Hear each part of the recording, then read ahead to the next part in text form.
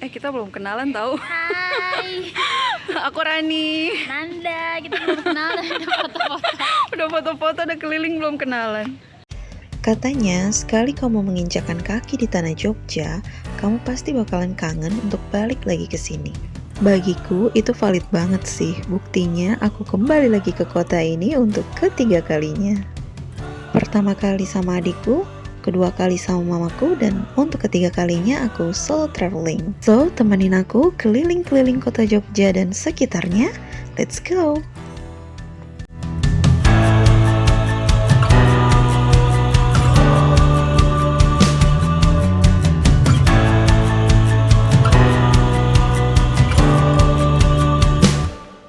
Saking semangatnya mau solo traveling, aku sampai kecepetan datang ke stasiun. Jam 9 udah nyampe stasiun, sedangkan keretaku kan Progo. Berangkatnya setengah 12, jadi baru bisa boarding jam setengah 11. So yeah, here I am, nyemil chicken popcorn dulu sambil ngecas handphone. Nyemil sambil menikmati suasana lalu lalang di stasiun tuh rasanya, ini suasana yang aku rindukan. Dan gak terasa udah jam setengah 11 aja, jadi waktunya kita boarding. Let's go!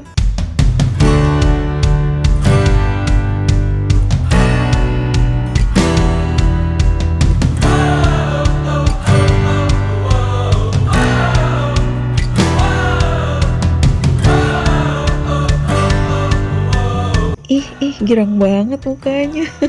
Maklumin nih guys, soalnya terakhir ke Jogja tuh tahun 2019.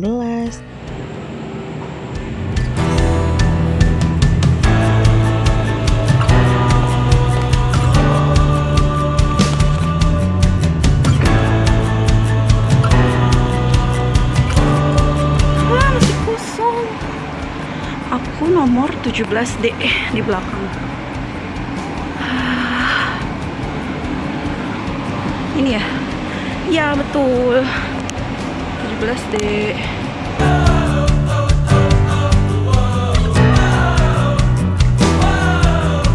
Nah kan kumat deh klamsinya.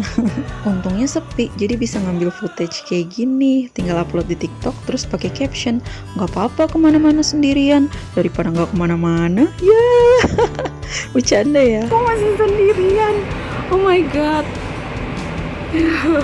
Awalnya happy karena bakalan sepi, nggak taunya full satu gerbong. Yeay, keretanya jalan. Cuki-caki cuki-caki cuk. Kereta berangkat. Asik, ngapa jadi dangdutan? Selamat datang di hari pertama di Yogyakarta.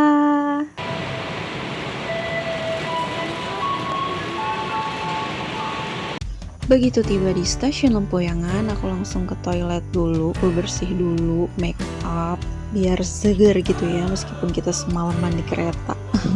Lanjut naik Gojek untuk sarapan ke Bukit Bagindo.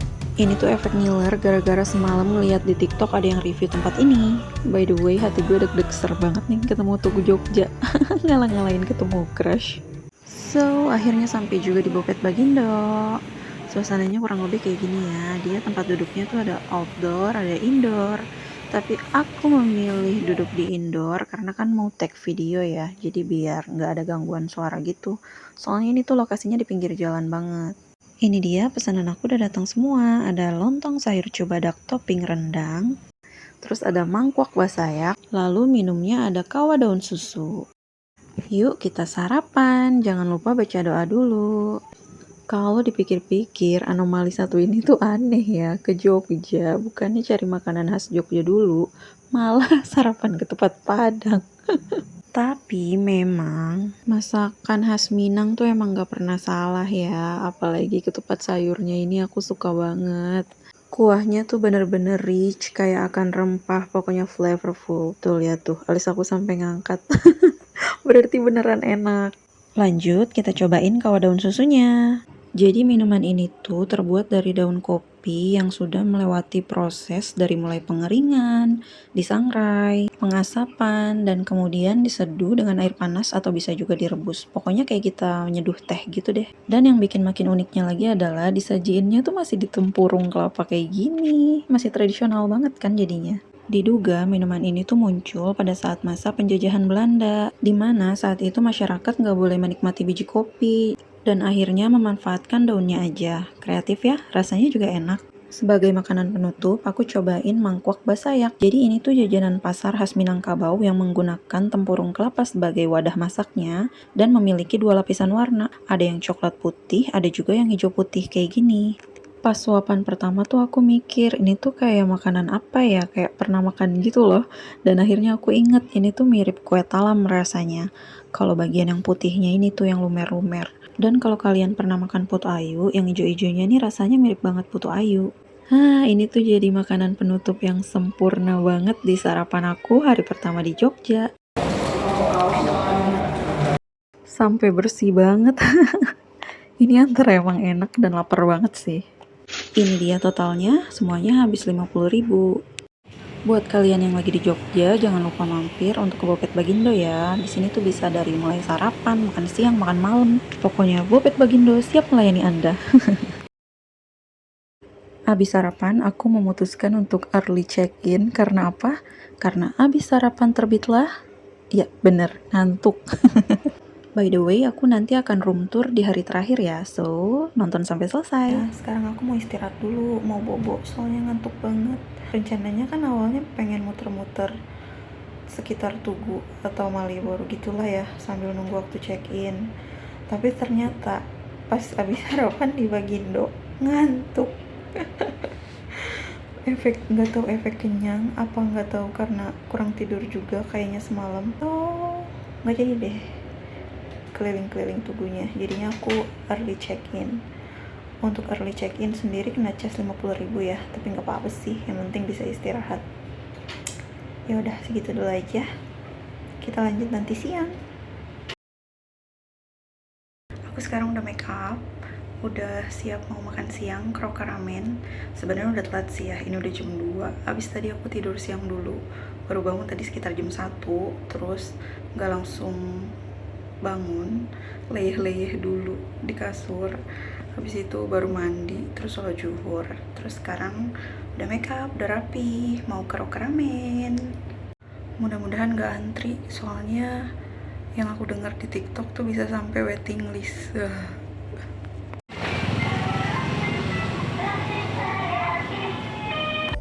Untungnya pas sampai Kroka Ramen tuh nggak antri, mungkin karena udah lewat jam makan siang juga kali ya. Jadi aku langsung bisa dapat kursi. Aku suka banget sama pelayanannya karena meskipun pengunjungnya ramai, tapi staffnya tuh banyak. Ramah, servisnya cepet, terus helpful semua. Untuk minumnya, aku pesen ocha karena bisa di-refill, soalnya aku minumnya banyak. Untuk ramennya, aku pesen Royal Shiyotori Special Tam-Tam. Yang varian hot. Untuk side dishnya, aku pesen gyoza.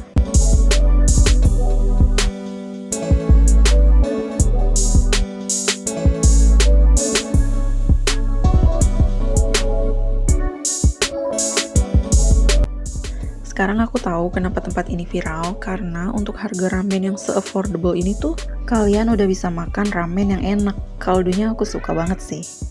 Tekstur mie-nya juga aku suka. Pokoknya kalau untuk ramennya no complain. Tapi kalau untuk gyozanya menurut aku sih biasa aja ya, nggak ada yang spesial. Lain kali kalau aku kesini, aku bakalan pesen corn ribs karena tadi ngiler banget di meja sebelah ada yang pesen.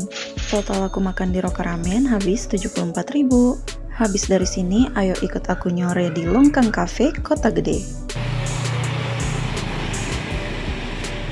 By the way, aku nggak tahu mereka siapa, tapi untungnya tuh ada mereka, jadi aku nggak iseng menyusuri gang-gang ini seorang diri. Aku suka banget tempat ini, karena selain vibe-nya tuh kayak masih tradisional, seakan kembali ke masa lalu, tapi juga tempat ini tuh kayak rapi, estetik gitu loh. Jangan lewatin tempat ini kalau nanti kalian ke Jogja ya. Tujuan aku kesini adalah aku pengen ngopi di Longkang Cafe. Lokasinya nggak jauh dari gerbang Between Two Gates tadi, tinggal lurus aja sampai deh. And welcome to Longkang Cafe. Aku akan ajak kalian untuk keliling cafe ini.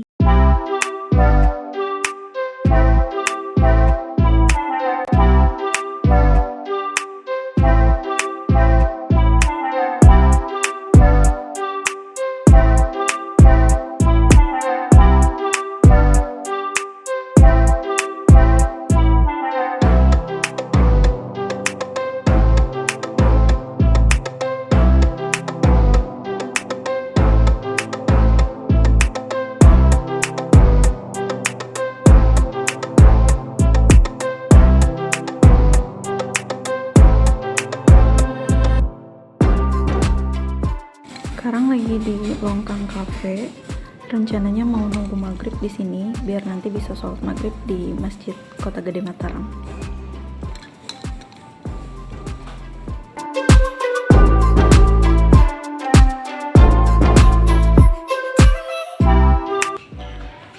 Oh my god, aku menemukan apa ini? Cibi Maruko. Sumpah demi apapun lucu banget.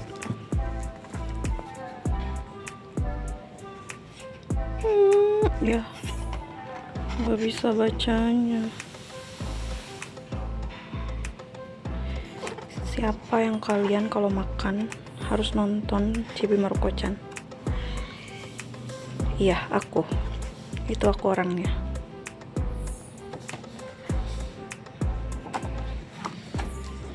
Oh iya, untungnya sepi dan di tempat ini tuh aku seorang diri, jadi bebas mau milih duduk di mana aja. Dan aku memutuskan untuk duduk di depan pintu belakang ini. Depan pintu belakang, ntar lu.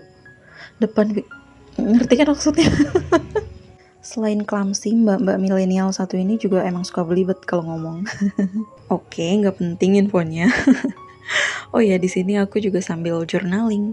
Pokoknya soreku di Longkang Cafe syahdu sekali karena bisa journaling sambil ditemenin angin sepoi-sepoi dari belakang. Perfect day pokoknya. Terima kasih ya Allah. Untuk makanan di Longkang Cafe ini aku nggak bisa review banyak ya. Di sini aku cuma pesan kopi dan mendoan aja. Totalnya 50.000. Eits, by the way jangan ngintip. Ngemil boleh mendoan, tapi backsound kita pakai ala-ala cafe di Prancis ya.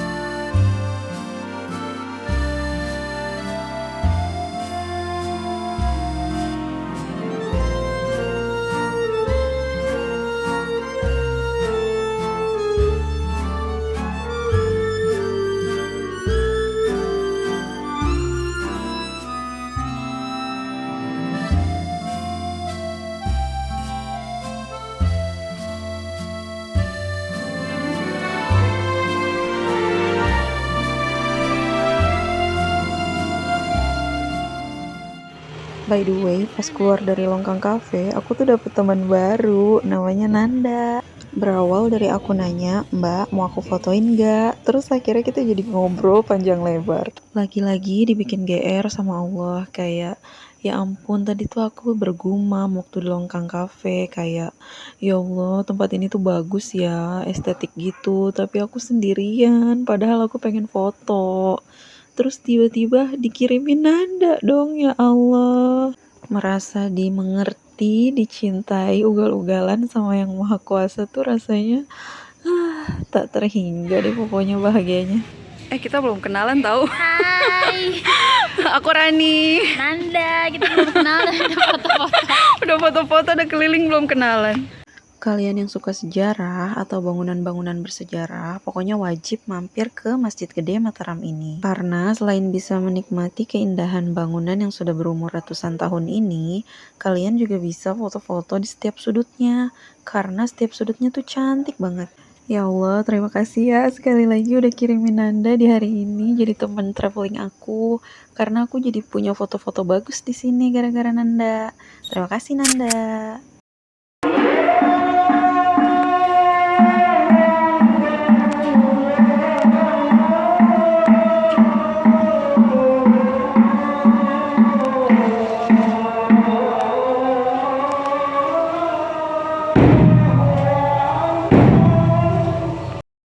Teman-temanku yang muslim, kalau nanti ke Jogja, cobain deh sholat di Masjid Gede Mataram ini. Vibes-nya tuh syahdu sekali. Dari Masjid Gede, aku sama Nanda memutuskan untuk ke Prawiro Taman karena kita mau ke beberapa toko di sini. Salah satunya Palka Art Craft. Ini tuh sebuah toko yang menjual berbagai macam produk kerajinan tangan dan seni, seperti aksesoris, kertas daur ulang, dan barang-barang handmade lainnya. Bagi kalian pecinta kreatif journaling, ini surganya sih. Karena di sini tuh banyak banget peralatan buat kreatif journaling kayak stiker, stempel, kertas-kertas daur ulang, dan aneka journal book yang lucu-lucu. Tempatnya nggak terlalu luas, tapi penataan produknya tuh rapi, unik, dan estetik gitu. Jadi kita sebagai customer tuh ngeliatnya enak banget. Dan yang paling penting adalah Palka ini mengusung konsep sustainability, jadi ramah lingkungan. Sayangnya cuma bisa jalan sama Nanda hari ini aja karena ini hari terakhir dia di Jogja. Besok dia udah harus balik. Sedih. Dari Palka kita lanjut ke Oasis. Ini salah satu tempat yang pengen aku datengin juga karena aku lihat di TikTok tuh banyak aksesoris lucu gitu. Dan di sini tuh emang bener-bener banyak banget barang-barang yang dijual. Mulai dari tas-tas rajut kayak gini. Aduh maaf ya, aku lupa lagi kisaran harganya berapa tas ini. Ada juga aneka keychain kayak gini, gantungan kunci yang lucu-lucu terbuat dari resin gitu. Nah ini kelihatan kan harganya 55 ribuan. Ada aneka gantungan, banyak banget yang kayak gini di sini. Terus ada juga pajangan-pajangan, bahkan ada kain batik tuh yang digantung. Ada baju-baju juga loh di sini, ada daster, batik, kayak gitu-gitu. Ada banyak banget aneka gelang dan kalung dari mote-mote gitu. Aku lupa sih harganya berapa, tapi kalau nggak salah ingat, kayaknya mulai dari 30 ribuan deh. Ada dream catcher juga kayak gini, ini banyak banget di sini. Kalau yang kecil-kecil kayak gini yang aku pegang harganya 25 ribuan. Ada aneka hiasan dinding juga, banyak banget di sini. Cuma aku nggak tahu harganya berapa. Terus ada juga tempat-tempat buat naruh aksesoris kayak gini. Lucu-lucu deh bentuknya. Kayak yang aku pegang ini lucu ya bentuknya ya. Bahkan ada pemberat kertas kayak gini, ya ampun. Ini effort banget sih bikinnya. Buat yang hobi jahit pasti tahu fungsinya apa. Ini tuh buat ditaruh di atas kertas supaya polanya nggak gerak-gerak pas kita potong kain. Aku juga punya di rumah tapi nggak bentuk kayak gini sih, cuma bulat gitu aja. Setelah puas lihat-lihat, akhirnya Nanda membeli beberapa gelang dan aku hanya beli cincin ini aja. Harganya 20 ribu. Ini kepake banget buat ring hijab. Karena Nanda katanya lapar, akhirnya kita mampir ke Seroja. Karena aku masih kenyang, jadi di sini aku cuma makan siomay udang dan pesen air mineral aja. Nggak terasa kita main dari sore sampai malam, dari Kota Gede sampai Prawiro Taman. Sekarang waktunya berpisah, sedih banget. Semoga bisa ketemu lagi ya Nanda. Buat kalian sampai ketemu di hari kedua. Bye guys.